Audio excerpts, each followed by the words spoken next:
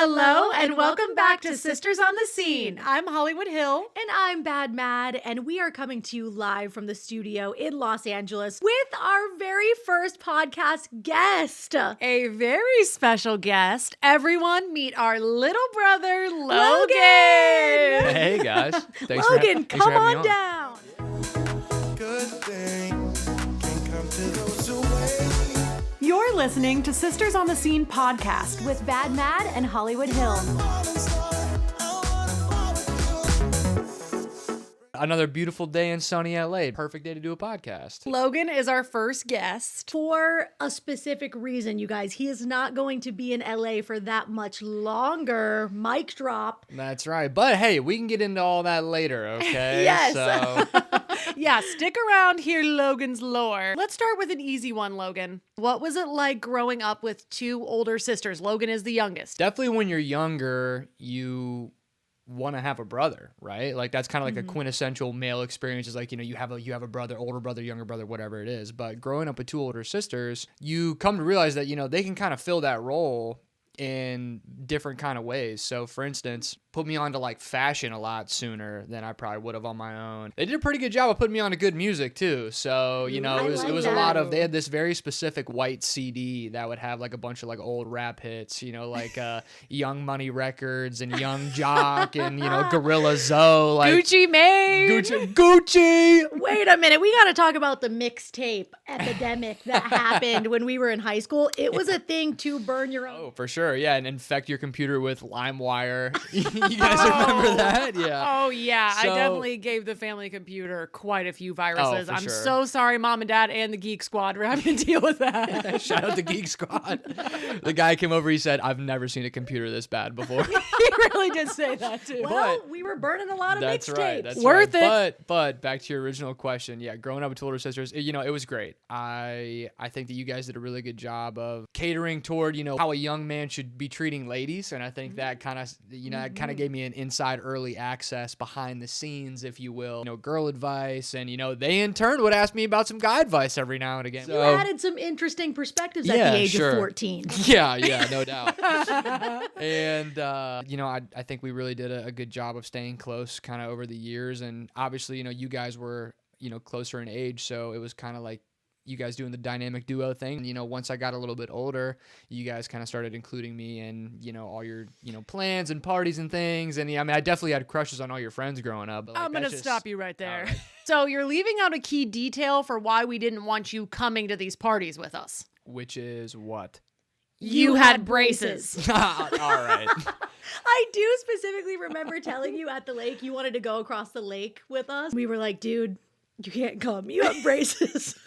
Yeah, what every 14-year-old boy wants to hear. But hey, we made up for it later in life. And I definitely think that, once you get past the annoying little brother stage and you kind of start to gain a little respect from your elder siblings, definitely leads into a lot more opportunities. Like, for instance, when I was 16, I got invited by both of my sisters to come down to Sibs weekend at Ohio University, and getting to kind of peek at what college life is like when you're still very much in high school is, a very, very formative experience. And, OU was the only college I applied to. So if I didn't get in, I'd be doing something else. But thankfully we got in and I had my own experience there. Your college experience was slightly different than ours because yours was in the middle of COVID. Sure so was.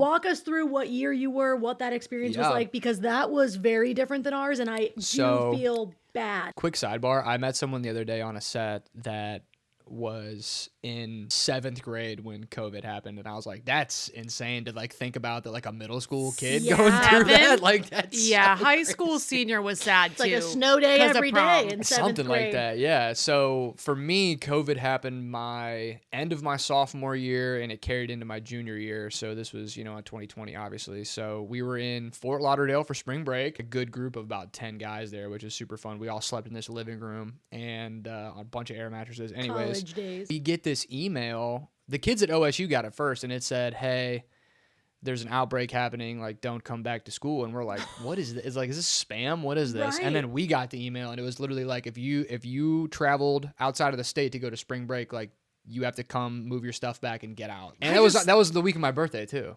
sucks. Yeah. That's just nuts to get that Yeah. in email form. So we finished out our week there in Fort Lauderdale and then drove back, and then all of our parents had to meet us at the dorms, and then we moved out after the drive back from Florida, moved out and then went home and then tried to make some semblance of the rest of the semester. And that was just an absolute nightmare. And that carried over into junior year, and it was rough. Let me clarify too. So you still had to pay full price for school, correct? Oh yeah. They were not letting that slide. So I was paying for stuff that I wasn't even allowed to use. Like no, we weren't going. So now fast forward to like our junior year, we have an apartment off campus. It's on the main drag on Court Street, which is great. And right above Ginger, shout out Ginger. Love Ginger. Ginger Asian Kitchen, amazing. The And ginger sushi, one of my favorites. Maddie's so favorite. One of so my good. faves. Yeah. Yes, 100%. If you know, you know. And so we had this little tiny shoebox apartment, me and those same buddies that I road trip down to Florida with for spring break. But all of the classes were canceled. Like they were all online. So literally you just were hopping on Zoom and, Microsoft Teams to learn college. You could go out to the bars, but they would put a cap. Like you'd only have like 10 or 15 people in the bars. That's insane. And you all had to wear masks and stuff. And it was There's no way. it was a whole thing. So it was like a ghost town. It was really sad. But once they lifted the restrictions, my senior year, you better believe we made up for lost time. What was your favorite bar at OU? Ooh, that's a great question. So many good ones to choose from. Honestly, yeah. Says a lot about a person. Yeah, Answer for carefully. sure. I would say it's a toss-up. The seaside patio was so great. It's like, especially on a nice warm Athens night, the pitchers are flowing, the pizza slices are slicing. Drake's playing in the background. You're having a good time. But I also knew a lot of people at the pub, and they let me play music there. My one buddy would always reserve us like the back booth whenever we were coming out. So, that was always a great time. So yeah, pub and seaside were definitely my favorites. I remember Green Beer Day at the pub. Oh yeah, GBD, baby. I think that was the Yeah. only time I set foot in the pub. All right, your guys' favorite bar on 3. 1, 2, 3. J Bar. No, J Bar was great. Back in the day, they called it the Junction. True or false? We're not that old, Logan. That was from like the 80s. Yeah, let's see those birth certificates. So since we are all siblings and came from the same small town in Ohio, let's talk about some firsts. Okay. Yeah. Okay. What should we start with? First kiss, maybe? Ooh, my first kiss was What was your first kiss? I don't was think. in 7th grade, Okay. and it was this girl I was dating for like 2 months, which is very serious in middle school. In 7th grade. We Seventh know grade, who, yeah. right? Maybe. I think we do. We definitely do. But okay. Yeah. it was right before we were leaving for like our winter break, right? You always got like a couple days off. And my homie Mark Wilkins was there to verify. Mark was always there for the wildest stuff. Mark Wilkins can verify this Just happened. watching. Mark Just watching. can verify. Watching, listening, hoping, waiting even. And we were the last 2, technically 3 plus Mark in the hallway. And Hallway. So you're in the school. we're in the hallway, brother. Okay. And her birthday was like right around that time. And quintessential chin tilt. And I just looked at her and I said, "Happy birthday." And when And just planted one on her. Did That was any crazy. teachers see you? Yeah, so then when we came back from that, we would kind of make it a thing where we like stole a couple kisses in the hallway or whatever. And then one of my teachers was like, "Groob, you got to cut that out." Mine is actually a cute story. Like, it's cutesy. It's very demure. My first kiss was at one of our Halloween parties during a spin the bottle game. I classic. feel like that's pretty classic. Classic. That's straight out of a movie. Oh, yeah. Mine was a public kiss. Remember what kind of bottle you were spinning? It was that Corona bottle that That literally lit up. up. That the light up. There was literally no alcohol in it. Like, it was just No. a plastic bottle. It Yeah, was. that was a great one. Hill, what about you? That's cute. So mine was at the movies in Another 8th classic grade. one, yeah. And I remember I didn't know if he was going to go in for it. And then I remember Sure. he put his arm around me and I was panicking inside because I was like, oh no, my he's going to try to gosh. kiss me. What am I going to do? And then he just gave me a little peck at the end of the movie. Do you remember what the movie was? No. In the instance of speaking about firsts, I think everyone's first car is, a very exciting moment. So I think on 3 we should all say our first car. Okay. All right. Okay. Okay. Let's go. Okay. 1, 2, 3. The Malibu. I feel like a car called the Malibu also is so fitting now that we live in LA. True. I didn't I didn't even think of that. Never That's even crossed my mind. Yeah, how about that? Yeah. crazy. Shout out the 98 emerald green Chevy Oh, Malibu. yes. It Yeah, was so legendary. Yeah, it was. Hill, what made it so legendary, so special? Well, Uncle Kyle. Shout out Uncle Kyle. Yeah. Yes. My godfather. You know? Yeah, that's so true. True. He gifted me the Malibu when I turned 16 up Which at our is lake cottage. Huge. It was Oh, a yeah. total surprise. I remember Yeah. I was just so excited to have my own car, and he was so kind for gifting it to Oh, me because sure. it was in great condition. Yeah, at the It was time. great. Yeah, at the time he gave it to you, it was in great condition. Yeah. I mean, a new car is great, but a free new car? Come on. Can't Come beat on, it. Uncle Can't Kyle. beat it. Can't beat it. T. Yeah. We all drove the Malibu at different times. For a time. But you guys are leaving out very key details here. So yeah, when Hillary got it, it was a new car. It was in great shape. The ceiling was still intact. Yeah, I loved it. And then by the time it made its way down to me, the ceiling was falling off, and Mom had to like tack up like a bunch of different multicolored bandanas. I mean, it looked like a hippie mobile. It was crazy. If there's one thing about our mom you should know, it's that she is the DIY queen. Very So true. she said, Very true. the ceiling's starting to fall apart. I'm gonna staple bandanas to the top to make it really, really cool. Bring it back from OU, more dings and more scrapes would come as part of the car. So by the time I got it, yeah, it definitely looked like a used car. And That's the beauty of a used car, though. It's like you can get a little But, dent here I and will there. say, I think everybody should have a used beater for their first car. Because when you get a nicer car, like, I have now, for instance, you tend to treat that a lot better than if you just had nice cars your whole life. I like that. That hot is take. true. That's a good hot take. What were you guys' first jobs? Mine first because it was definitely iconic and very on brand because not all first jobs are, That's true. Mine was for a fashion and beauty boutique that was in our small town, which shout out to Laura Wilging, who started this beauty brand. And she had her own makeup line, own skincare line. And I was trained to do wedding makeup, prom makeup, be a skincare consultant. And then I also was a fashion consultant. So that is like my dream first Yeah, job. for sure. And she was an amazing, amazing boss. And we still use her makeup. We still do. are in contact with her. Laura, if you're watching this, I love you. She was an amazing first boss. And that job really shaped and prepped me for Hollywood, I feel like. Don't you think, Yeah, Hill? that's a good first It job. was very good on first brand. job. That's a Yeah. good first job. Hill, what about you? My first job ever was Panera. I was a Slay. cashier, and it actually was such a fun job because there's a whole method to how they organize the breads and the muffins and all that. So I actually did have to follow this really special format setting it up, and it was kind of a big deal. And they would have bakers come in every night and make everything fresh. So I actually really liked that job. And there wasn't a lot of restaurants in our hometown anyway, so I would see a lot of our friends, and True. that was a really fun first job. Yeah, no, I remember coming in and visiting a couple times. Yeah. But yeah, you're right. There weren't a lot of restaurants in town, but one of the restaurants in town was the Warrior, which was my first job. And that was like the quintessential pizza and ice cream, little family mom and pop kind of deal. And like everyone kind of did a rotation through the Warrior at one point or another. So I did mine. The place was the size of a shoebox. Amazing food. I want to put this on record. Amazing food. The calzone, to die for. Pizza's great. The cookie dough peanut butter flurry, to die for. the What are we best. even talking about? But I would at least twice per night, I would turn around and crack my head on like these sugar cones that were just hanging from the ceiling. Not the sugar And cone. It's like a safety and I would hazard. break these cones like No. at least a couple times a shift, and I just because it wasn't built for tall people, and it was a good first job. I still support when I'm home. I Yeah. remember one time I was in trouble, and so I got a baby cone, and Dad fully ordered me a baby cone that was like 2 inches of Yeah, ice cream. That's right. He was like, if you're gonna act like a baby, we'll treat you like one. And he got you a little baby Bars. ice cream cone. Honestly, bars. Yeah. So let's get into Logan's lore a little bit. You're in LA now, Yeah. but not for very much longer. You have a huge announcement. Can you catch us up to speed? Yeah, so I moved out here last May, so just shy of a year, and pretty much right away, with the help of my wonderful older sisters, wonderful, very well-connected older sisters, Keep going. They got me, Tell me more.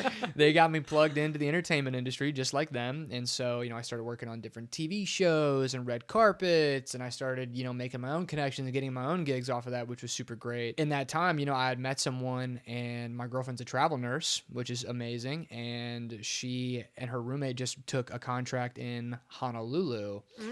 So Aloha. that's very much so. So I am going with them to Honolulu for the next 3 months and gonna go live on island time and kind of see what there is to see in Hawaii. So it's a pretty amazing opportunity, and I definitely love LA, and we'll be back for sure. But you don't get the opportunity to go live in Hawaii very often, so I definitely had to jump on this. Yeah, so for our socialites listening, you saw this opportunity of potential growth to experience something you've never experienced before, even though you're loving LA. But what would be your advice to anyone listening that is presented with an opportunity like this and isn't sure if they should take it or not? What led you to decide that, yeah, I'm in for this once in a lifetime? I definitely think my advice would be you're never really ready.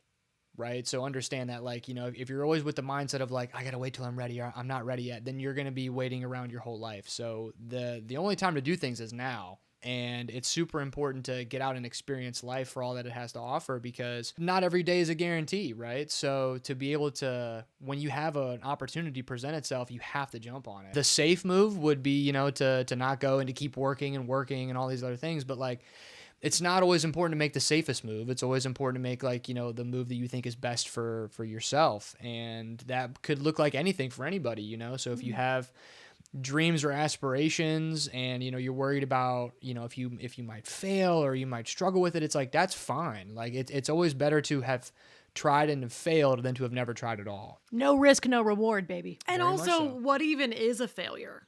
A failure to me is just a redirect. We're Yeah, just gonna a redirect or no. I also heard this phrase one time: there are no losses, only lessons. Mm-hmm. Yeah, I like that too. Traveling is really amazing. I encourage more people to travel. It's the only thing that really pays you back. Timing is nuts because you are literally hopping on a flight to Hawaii the day after your 26th birthday. Definitely very excited to go learn and live and experience the culture there, because it's one thing to go and visit for a vacation, right? You're there for a week. You're probably staying on the resort for a majority of the time, but to actually go and live amongst the people, that's really the best way to immerse yourself in a culture. So I'm definitely very grateful and very fortunate to have that kind of opportunity. I'm definitely looking forward to it. There is one more thing I wanted to discuss.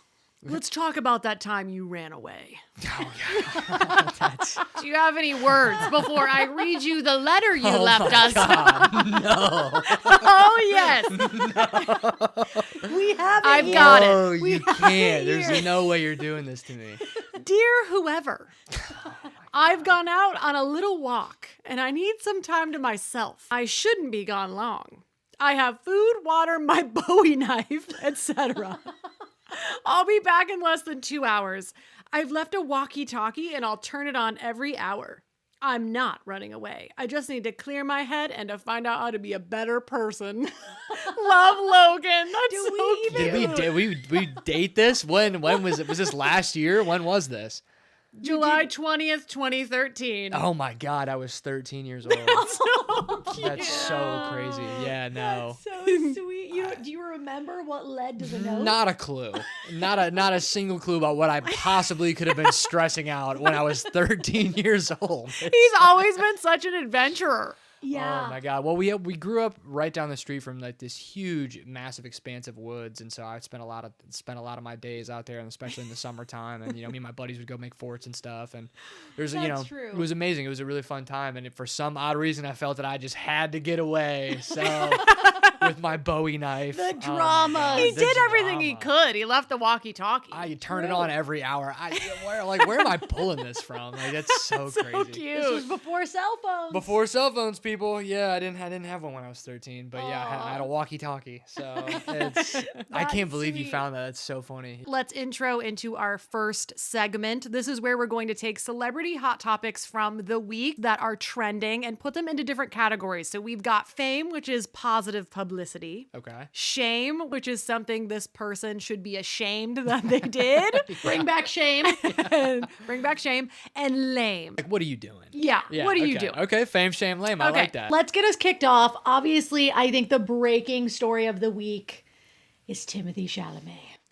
Marty Supreme. Logan, you watched Marty Supreme and you I were did. a big It's a fan. fantastic movie. He loves that's, Timothy. That's the best ping pong movie that's not about ping pong. It's the only Clip movie that. about ping pong, isn't it? I mean, Forrest Gump had its kind of moment about that. Never seen that Anyways. movie. The ping pong song, Enrique Iglesias. Ping pong comes up sometimes. He is in the running to win the Oscar for Marty Supreme, Okay. which you saw Marty Supreme. You're a Well big deserved. fan. Recently, he was featured in an interview segment with Matthew McConaughey. Okay. And he's discussing opera and ballet, Okay.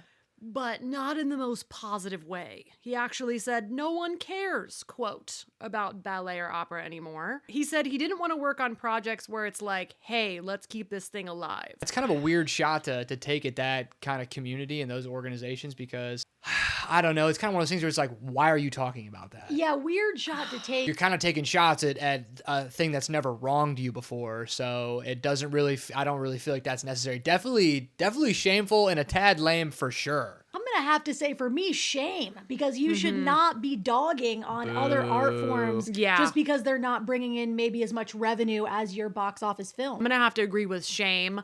I think he shouldn't have said it. I just don't understand insulting any type of art just because you necessarily Yeah. don't like it. That Sure. doesn't mean that other people don't. No, I totally. think my fame of the week has to be Rob Roush gifting Maura Higgins the Birkin bag. That's They a were good on- one. What are, Traders. what are you even talking about? There's a whole nother world out there, Logan. I guess, yeah. So what is this? What did you just say? What does that mean? Rob and Mara were on a reality show, The Traders. Okay. Super hot Heard of, TV show heard of, yeah, right yeah. now.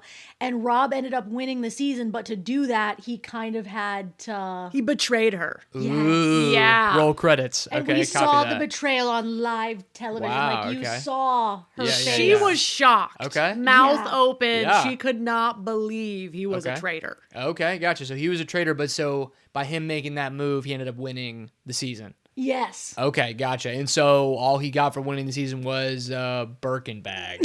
No, he won a lot of money. Oh, okay. The cat. Where's the Birkin bag coming from? There was something about a Birkin bag. Okay. So he knew the specific one that she wanted. I'm sorry that I took the title, but here's your Birkin. And I mean, that's not a bad apology. Fellas, write that down. Shout out Rob from Traders. Rob from Love Island, actually. Oh? He was on Love Island season 6, the one when we went to Fiji. Oh, And soft flex. Soft Flex, best summer of our Yeah, life. that's kind of a funny callback for you guys. Then you met him on Love Island, and he obviously did well there. And then to come on a different show and win that, like that's pretty cool. Good for he's kind of on a reality show run right now. He is, and he did recently say in an interview he would consider doing Survivor, which that would take him back to Fiji. So I kind of hope that we see a full circle moment for him with the Sure. trifecta of Love Island, Traders, and then take Survivor. The only problem I could see with him being on Survivor is people already know that he's calculated, and because he's handsome, he just can win people over. So I think it would be really cool to see him on Survivor, but it might be hard for him to make allies. Well, I guess we'll have to tune in and see if he gets the job. Let's see. I hope yeah. he does. He's made for reality TV. Lame category. Logan, hit us with the lame. Okay, so I think my lame of the week, you guys, is I don't know if you've been on Instagram much, but have you seen these pictures floating around of Tom Holland and Zendaya's wedding? Yeah. I did see them. Hate to break it to you, those are AI generated. There is no way. The AI generated Tom Holland Zendaya wedding photos have gone mega viral. They've got over like 10 million likes on Instagram, made by a computer in a lab somewhere. That is messed up. Yeah, that's crazy. That's definitely my lame of the week. AI's lame, delete ChatGPT. Clip that. Period. That actually is tea. And Yeah. that leads me to my next segment, Sister Says, which is where Okay. we all give our hot takes weekly on something that we just need to get off our chest. Totally, So, totally. Piggybacking off of that, Sister Says, if you post an AI generated photo to your grid on Instagram and accept compliments, you need to reevaluate some things. I agree 100%. I like that. Yeah, Are that's, you with me? No, that's crazy. I That's, mean, yeah, that's insane. An AI generated photo and someone saying you look beautiful and you're replying thank you No. Well, to a photo that doesn't exist. You don't need to be doing Like, that. then they become the profile picture. Sister says now that the craze is over, Labubu's were never cool. In fact, I would even argue they're creepy. I agree. Yeah, I another agree. great take. Yeah, I didn't understand it from the jump. I I thought that anybody walking around with them looked like a maniac. I don't Yeah, get it. dude. We were never Simply a fan. always for the cloud. People are always cloud chasing. That's all that. Because like, who's the first person to walk around with one? Who's the first person to post one? I want to find out who patient 0 is. We need That to is track so that true. back. This has to be a social experiment. There's no way anyone actually thought this was cool. No, totally, I And to agree. attach it to a luxury bag as if that is enhancing the bag in any way. No. It's so much Absolutely worse not. than It's where so we much started. worse. We Also, never purchased so one. it just reminds me of the 90s and early 2000s Furbies. Call back to Furby. true. I Yeah, had yeah, one. yeah. I got so creeped out by my Furby, it wouldn't stop talking. I put it in the closet, took out the batteries.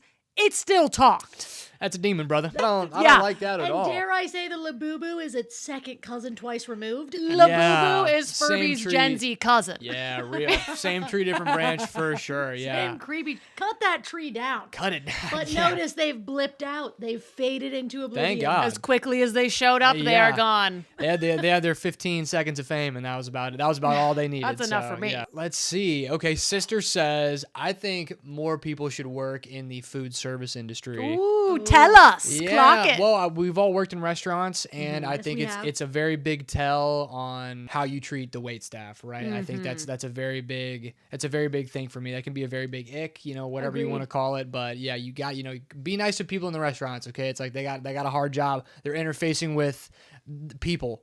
They're interfacing with people all day long. That's a tough job, especially in this day and age when no one knows how to act. Okay, so we need more people in the restaurants. Do a little stint there. Work as a host. Work as a little bar back or whatever. And it's like, go out and experience the public because I think you will be better off for it. I would almost say it needs to be required in schools to work a Yeah. day in a restaurant. Oh, be a totally. class. Yeah. It changes your perspective because Totally. you're way more patient, you're way more understanding about what the servers and the host and the cooks and everyone's having to go through Yeah. when you actually are boots on the ground in the trenches, which we all have been at Yeah. various times. And Facts. going out to eat is a privilege, and you For need to sure. and you need to treat it as such. This brings us to our last segment we're really excited about, the wildlife win of the week. So this win is actually not from the past week. This has been rolled out in California for a while now, but in case you missed it, octopus farming is now banned in California. We are the Wow. second state in the United States to do this, followed by Washington. So not allowed to octopus farm anymore. West Coast, best That coast. is iconic. West Coast, Best Coast.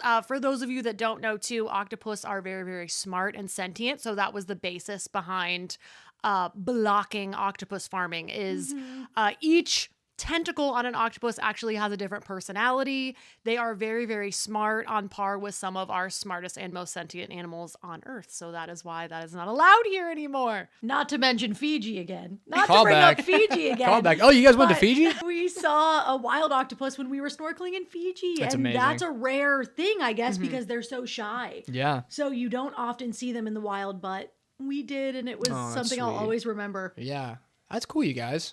Yeah, well, hey, that's awesome. I love the segment Wildlife Win of the Week. A lot of W's in there. WWW. You know. We love an WWE alliteration over here. Smackdown. Yeah, very good, very good, very good. That's great, you guys. Well, hey, thank you guys so much for having me on. This was such an amazing time. I think you guys are doing wonderful things with this podcast and just in life in general. And I was very glad that I got to be your guys' first guest. So Thanks, very, little bro. Very fitting.